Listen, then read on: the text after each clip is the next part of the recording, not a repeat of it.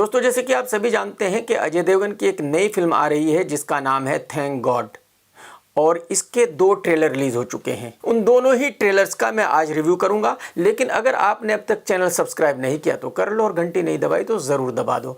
और भाई साहब, अगर आप वीडियो देखेंगे तो लाइक करना बिल्कुल मत भूलना। यहाँ मैं आप लोगों को एक बहुत ही ज़रूरी बात याद दिलाना चाहूँगा, और वो ये है कि इस फिल्म से जितने भी लोग जुड़े हुए हैं वो सब इंग्लिश हैं। इसके डायरेक्टर इंद्र कुमार साहब हैं, वो एक भी ओरिजिनल सीन शूट नहीं करते।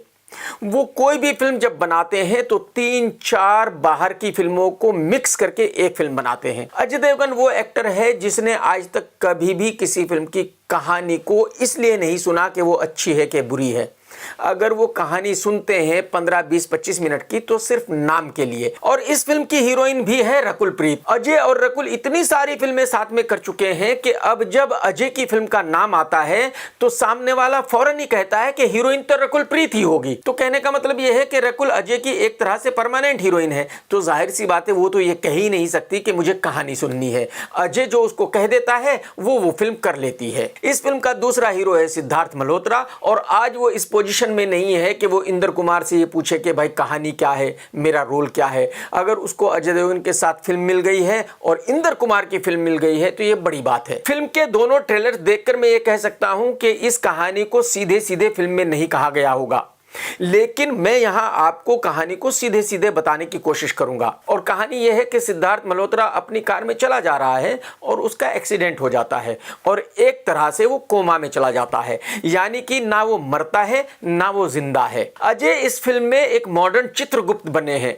जो मरने के बाद इंसानों के कर्मों का तोल मोल करते हैं। वो डिसाइड करते हैं कि किसको स्वर्ग में जाना है और किसको नरक में जाना है, और चित्रगुप्त के साथ यमदूत भी रहता है। तो ये दोनों मिलकर सिद्धार्थ को एक खेल खेलने को कहते हैं। सिद्धार्थ कहता है कि भाई साहब, मैं तो मर चुका हूं, यहां ऊपर आ चुका हूं, यहां भी खेल खेला जाता है। और यहां अजय देवगन साहब बताते हैं कि भाई साहब, जो बच्चन साहब नीचे केबीसी खेलते हैं वो भी यहीं आए थे, वो भी उसको यहीं से सीख कर गए हैं।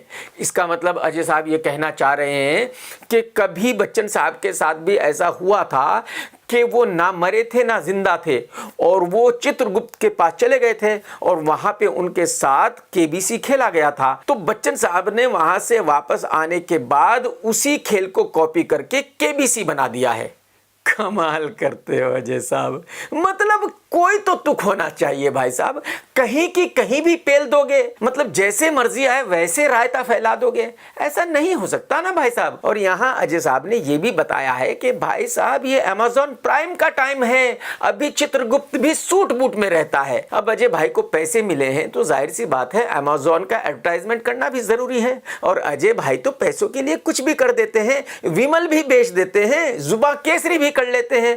अजय भाई का तो एक ही काम है कि राम राम जपना और सारा माल अपना। अजय भाई वक्त के हिसाब से पॉलिटिकल पार्टीज को सपोर्ट करते रहते हैं, अपना स्टैंड बदलते रहते हैं। यानी कि अजय भाई का वही काम है कि भाई अपना काम है बनता तो भाड़ में जाए जनता। तो जो खेल आसमानों में कहीं खेला जा रहा है, इस खेल का नाम है द गेम ऑफ लाइफ। अगर सिद्धार्थ इस खेल में जीता तो स्वर्ग में जाएगा और हारा तो नरक में जाएगा। ये सब देखकर मुझे एक फिल्म याद आ गई जो 12-14 साल पहले आई थी और जिसका नाम था गॉड टू सी ग्रेट हो।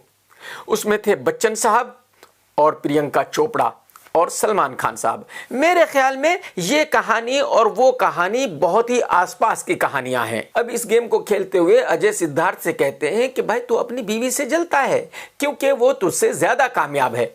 और यहाँ रकुल की एंट्री होती है और रकुल कहती है सिद्धार्थ से कि देखो भाई, मैंने क्राइम ब्रांच में अप्लाई कर दिया था तुम्हें बिना बताए, और देखो मैंने क्लियर भी कर लिया, मैं इंस्पेक्टर भी बन गई। मतलब ऐसे चुटकी बजाने का काम है क्राइम ब्रांच में भर्ती होना, तो मतलब कोई मुश्किल ही नहीं आती, सवाल ही पैदा नहीं होता।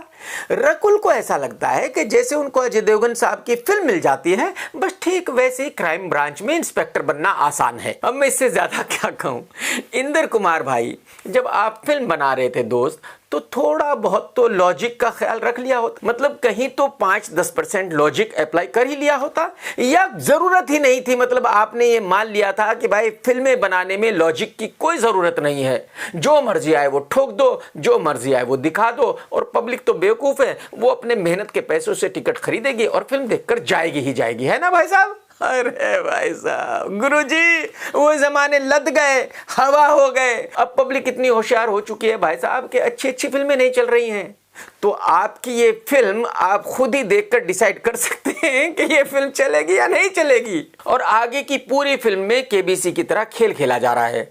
चित्रगुप्त साहब सवाल पूछ रहे हैं और सिद्धार्थ मल्होत्रा जवाब दे रहा है।